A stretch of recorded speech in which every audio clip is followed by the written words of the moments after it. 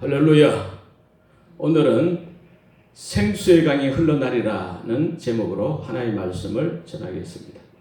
사람은 누구나 다 건강하고 행복한 인생 살기를 원하시는 줄 믿습니다. 요한삼서 1장 2절에 사랑하는 자여 내 영혼이 잘됨 같이 네가 범사에 잘되고 강건하기를 내가 간구하노라.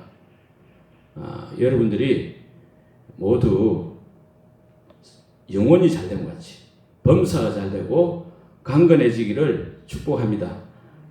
모든 생명체는 본질과 그 속성상 어떻습니까? 생명 양식을 먹어야 생명을 유지하고 성장할 수 있습니다.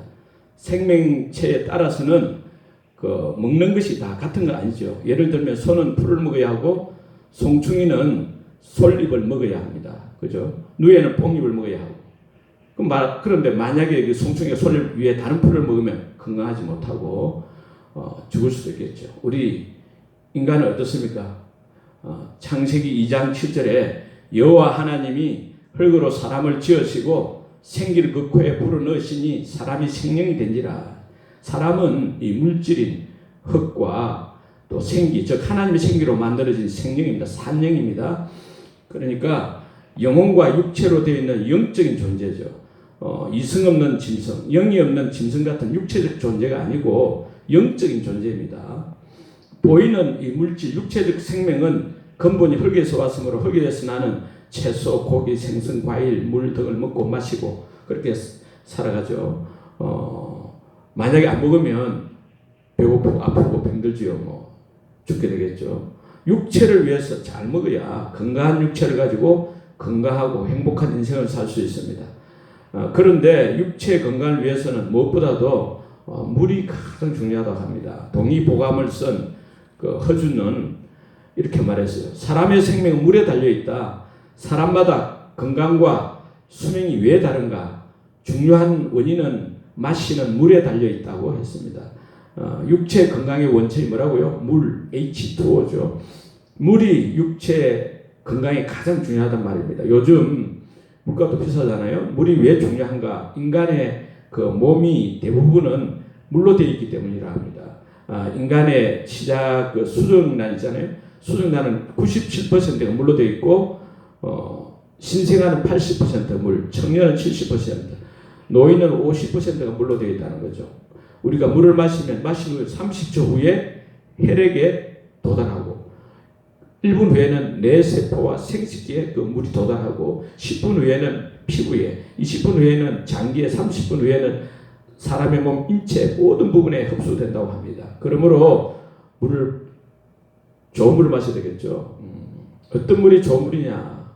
육각수 물, 자연 미네랄 알칼리스 환원수가 좋다고 그래요. 끓인 물보다 생수가 더 좋다고 합니다. 아침에 자고 일어나서 물 2컵, 매 식사 전 30분 1컵씩, 밤에 잠자기 전에 2컵, 좋은 물을 많이 마시라는 것입니다. 모든 질병과 성인병은 주 원인이 몸의 노폐물 때문이라고 자연건강연구소장 김행희 씨가 말했어요.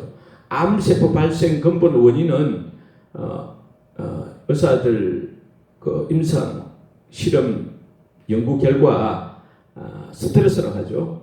그러나 일본 또 아이하라 박사는 산성 체질 때문에 그렇다고, 독일 바르버그 박사는 산소 부족 때문에 암이 발생한다 그러고, 한국의 전무식 박사는 암 발생한 그 환부의 물 구조화, 육각수가 파괴되는 현상에서 발생한 질병이 암이다 그렇게 했어요. 그러니까 왜 물이 육체에 좋느냐 하면은 물은 산소와 영양물질의 그 운반을 쉽게 해야 하고 신진대사를 촉진시킨다는 겁니다. 그래서 이 친환경적인 좋은 음식을 먹고 또 좋은 물을 마셔야 육체의 건강을 잘 유지할 수 있다고 봅니다. 맞죠? 우리 인간은 어떤 존재라고요? 영혼과 육체를 가진 영적인 존재가 있습니다. 그러므로 육체의 건강보다 더 영적 건강을 더 신경 써야 되겠죠. 여러분은 육체적 생명보다 오늘 영적 생명에 더 관심을 가지고 있기 때문에 예배에 이렇게 참석한 줄 믿습니다.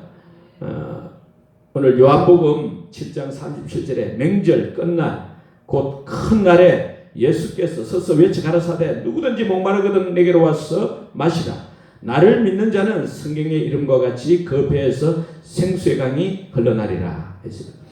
그래서 예수님께서 뭐라고 말씀하셨습니까? 누구든지 목마르거든 아무리 악하고 더러운 자도 누구든지 목마르거든 내게로 와서 마시라. 성경의 이름과 같이 그 배에 생수의 강이 흘러나리라 해서 내게로 와서 마시라. 무슨 말씀입니까? 물을 주시겠다는 말입니까?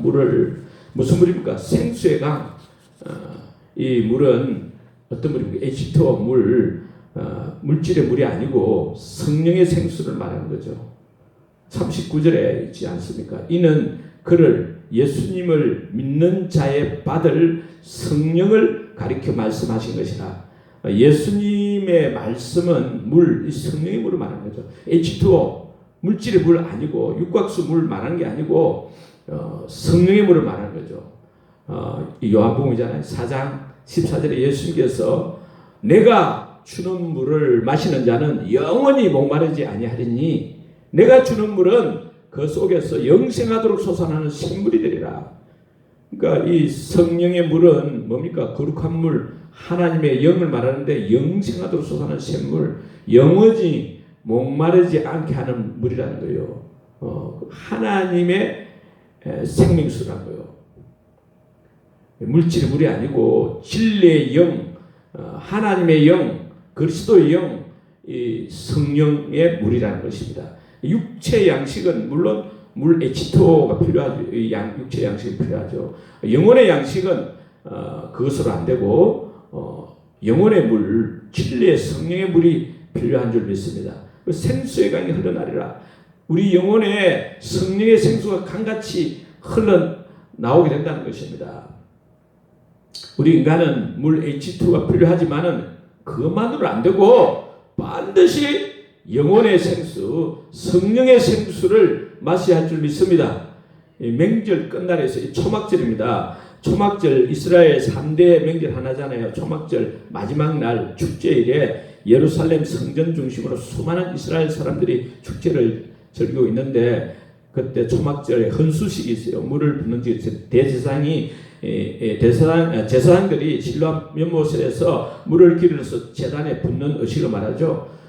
이것은 출애굽한 이스라엘 백성들이 광야길을 갔다가 너무 피곤하고 지쳤잖아요. 목마르잖아요. 그 백성들에게 광야에서 생수를 주신 그 생수를 예배해 주셨잖아요. 그 하나님의 그 능력을 기념하는 예식입니다. 그런 축제의 날에 예수님께서 서서 외쳐 가라사대 누구든지 목마르거든 내게 와서 마시라. 왜 예수님이 이런 말씀하십니까?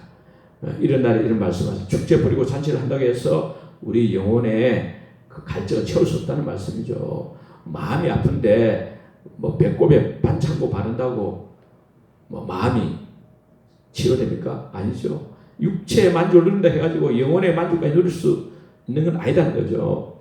영혼의 생수는 초막절의 어떤 종교 행위로 되는 것이 아니라는 것입니다. 초막절은 하나의 그림자요 모형 예표인 것입니다. 예수님은 말씀하시기를 영혼의 양식은 나를 믿고 성령의 생수를 마시는 것이다. 할렐루야. 이 생수의 원천은 나다. 내게로 와서 마시라. 39절에 그를 믿는 자에 받은 성령, 예수님을 믿는 자 성령의 선물을 받는다는 것입니다. 어떤 자가 성령의 생수를 마시게 된다고요? 나를 믿는 자는 예수를 믿는 자라야 성령의 생수를 받을 수 있습니다. 성령의 생수를 받는다는 것은 예수님을 그리스도로 믿는 거죠. 예수를 믿는다는 건 예수님을 그리스도로 믿는 거예요. 선지자라면 유대인들이 선지자 아닌가 또 베들레헴에서 태어나지 않았으니까 자기들 생각에 다윗의 그거냐 이렇게 논쟁을 하면서 예수님을 그리스도로 믿지 않고 있죠. 예수님을 4대 성인으로 믿어야 되는 게 아니지 않습니까? 예수님을 오직 그리스도 메시아로 믿어야 될 줄 믿습니다. 다니엘서 9장 25절에 있듯이 메시아 곧 왕, 지극히 거룩한 하늘나라의 왕 하나님 아들 성자 하나님 임마누엘 하나님으로 믿어야 돼요. 예수님이 십자가에 죽으시고 부활하심으로써 하나님 아들로 인정되시는데 이 예수님을 자신의 그리스도로 하나님 아들로 믿어야 된다는 거예요. 그럴 때 성령을 받는다는 것입니다. 그러니까 예수를 믿는다는 것은 요한복음이잖아요. 요한복음 1장 12절 말씀대로 영접하는 자 곧 그 이름을 믿는 자들에게는 하나님의 자녀가 되는 권세를 주시니 예수님을 믿고 영접해야 돼요. 마음에 영접해야 돼요. 예수님을 나의 주 나의 하나님으로. 예수님이 하나님이시다. 하나님 아들 하늘에서 내려오신 분이시다. 예수님을 믿으셔야 돼요. 온 천지 만물을 창조하신 하나님이시다. 믿으셔야 돼요. 예수님을 진실로 믿고 마음에 영접한 예수님과 우리 영혼이 연합된 자, 이 예수님을 믿고 영접한 자입니다. 이 예수님을 믿고 영접한 자에게는 성령의 생수가 흐르게 될 줄 믿습니다. 성령이 계시네 할렐루야 함께 하시네 좁은 길을 걸으며 밤낮 기뻐하는 것 주의 영이 함께 함이라. 그러니까 예수님을 나의 주 나의 하나님으로 그리스도로 정말 예수님이 하나님을 산들여주신 하나님이다. 천지만물이신 하나님이다. 믿고 영접한 사람에게는 누구나 다 성령님이 함께 해주십니다. 하나님의 약속입니다. 하나님 위대한 약속이잖아요. 축복이잖아요. 할렐루야. 문제는 이 영혼의 생수를 안 먹으면 어떻게 됩니까? 아무리 육체적 욕구를 채운다 해도 갈증이 나죠. 마음이 허전하고 아무리 화려한 그 좋은 옷을 입고 온갖 산의 진미를 먹고 마시고 왕궁 같은 좋은 집에 살고 좋은 차를 타고 화려한 종교행위 많은 종교행위를 한다 하더라도 내 영혼에는 참만족이 있을 수가 없는 거죠. 뭔가 공허하고 목마르고 갈증이 나게 되어 있습니다. 아무리 사랑하는 남편 아내 사이좋게 산다 해도 그거는 사람이 채워줄 수 없잖아요. 영혼의 갈증 채워줄 수 없어요. 이상하게 서로 짜증이 나고 싫어지고 갈등이 일어나고 사소한 일에도 분노하고 싸우게 되는 것입니다. 그래서 이 비물질인 우리 영혼 문제는 이 물질 세계 이 세상 좋은 것으로도 해결할 수가 없는 것입니다. 그러므로 어떻게 해야 됩니까? 나를 믿는 자는 그 배에서 성령의 생수가 강같이 흘러나리라.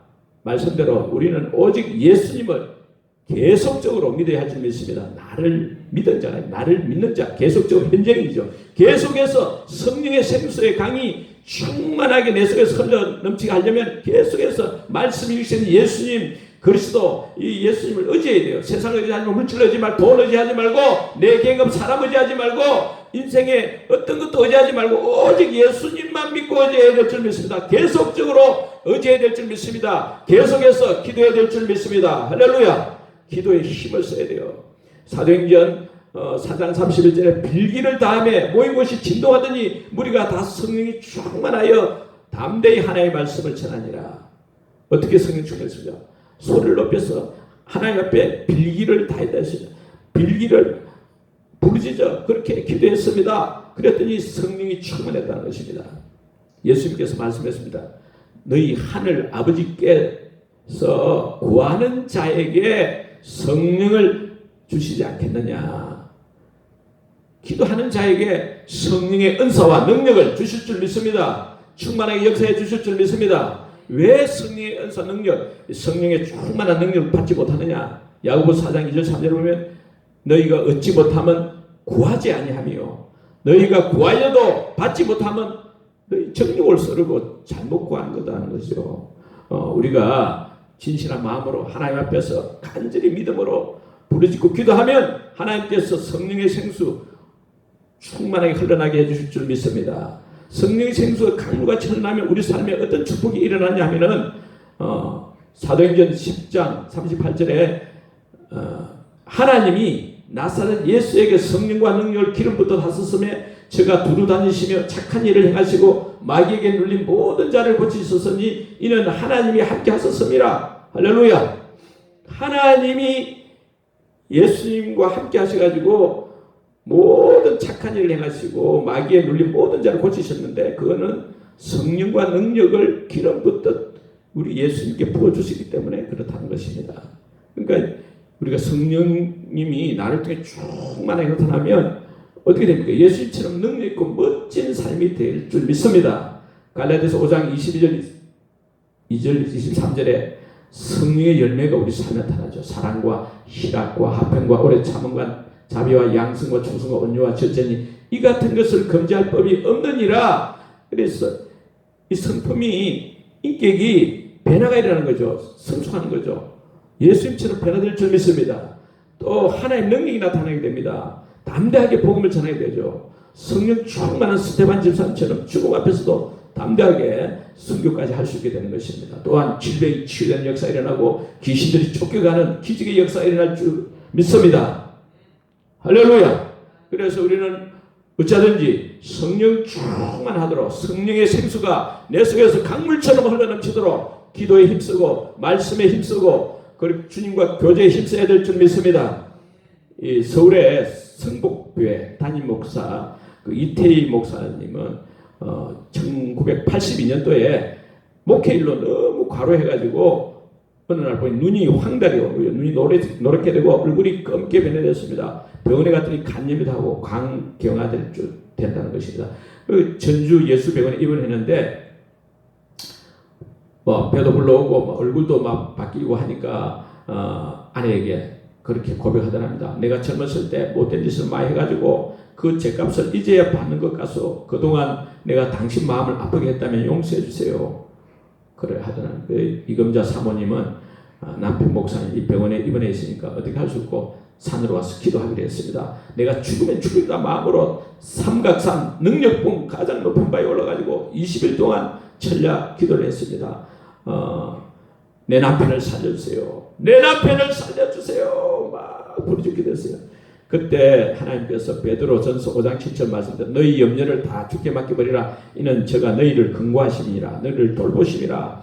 또 로마서 8장 28절에 하나님을 사랑하는 자 곧 그 뜻대로 부르심 입은 자들에게는 모든 것이 한영의 선을 이루느니라. 이 말씀을 주시다는 거예요. 그 이금자 사모님이 이렇게 상성능력봉에서 기도하다 보니까 천지 만물을 지으신 또 인간의 생사합을 주관하신 하나님, 전능하신 하나님이 우리 남편도 살려줄 수 있다.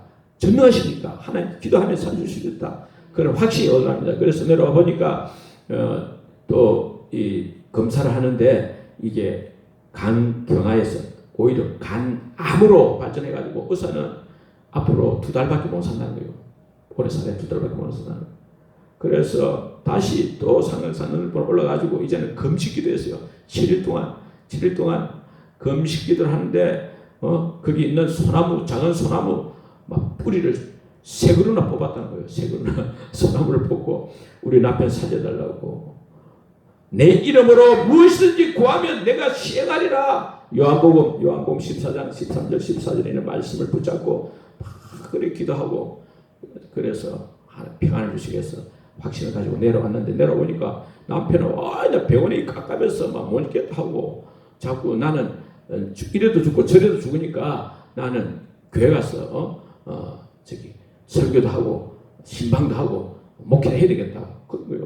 그 병원에서도 간호사들, 의사들 또 옆에 있는 환자들에게 복음을 전하고 막 설교를 하고 이런 이 목사님이 막 도저히 안 되겠다고 병원장이 말리고 누가 말려도 자기는 막 나간다고 퇴원한다고 퇴원해버린 거예요. 퇴원해가지고 막 활동을 하는 거예요. 얼굴은 까맣고 눈은 지금 눈알은 막 황달에서 흑달이 돼버리고 글이 되는데도 계속 그걸 하는 거예요. 그런데 2달이 지나도 안 죽어요. 계속 살아가 지금까지 살아있어요. 지금 40년이 넘게 지났죠. 40년. 아무튼 40년 됐죠. 40년. 그죠? 2015년도에도 암이 생기는데도 지금 건강하게 활동하고 있어요. 아무튼 그 성령 충만하도록 기도하고 아니 성령 충만해서 아무튼 하나님께서 성령의 생수를 부어주셔가지고 치료해 주신 줄 믿습니다. 건강하게 된 줄 믿습니다. 성령의 생수가 우리 속에 강물처럼 흘러넘치면 생명, 치유, 회복, 축복, 기적의 역사가 일어나게 될 줄 믿습니다. 성령의 생수가 강물처럼 흘러넘쳐서 최고로 행복한 인생, 최고의 인생 다 되시기를 주님의 이름으로 축복합니다. 아멘.